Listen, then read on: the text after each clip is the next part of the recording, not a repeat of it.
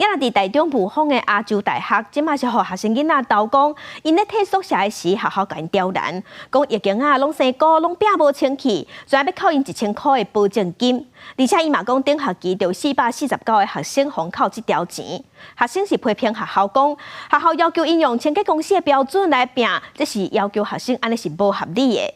也毋过学校驳回讲，这款规定是爱学生囡仔爱做好自主管理。亚洲大学大宿生用手机翕翕热情，宿舍退了后摒扫清气了的情形，提供予学校检查。不过学生指控开学前，学校方面复早的时阵，因为疫情的涂骹生高，互人扣每人1000块的保证金。我觉得这种制度很奇怪，就是你应该要么一次检查过，就不要什么两个标准这样双重标准。他已经要求我们拍了我们给他看后来又再来检查一次。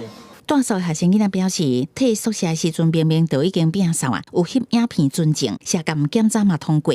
不过尾复早的时阵，毋若无通过，佮以清洁公司的标准来做对照，强扣保证金不合理。然后又是反复去刷它，可是那个黑莓就很难刷。我们如果没有特殊的清洁工具，真的是刷不起来。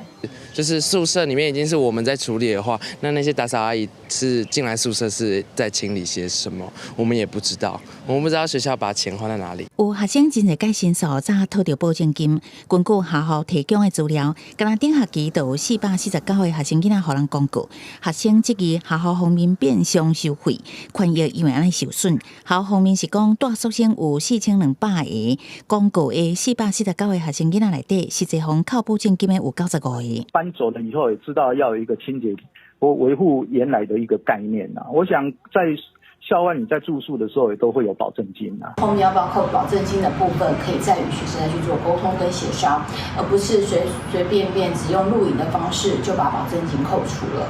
学校方面是讲，这种的机制是比较伫外口租厝的方式，要求学生囡仔爱自我规范。不过租厝团体是讲，学校方面应该甲学生囡仔充分沟通，有问题应该爱当场协议处理。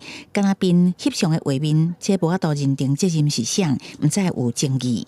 记者综合报道。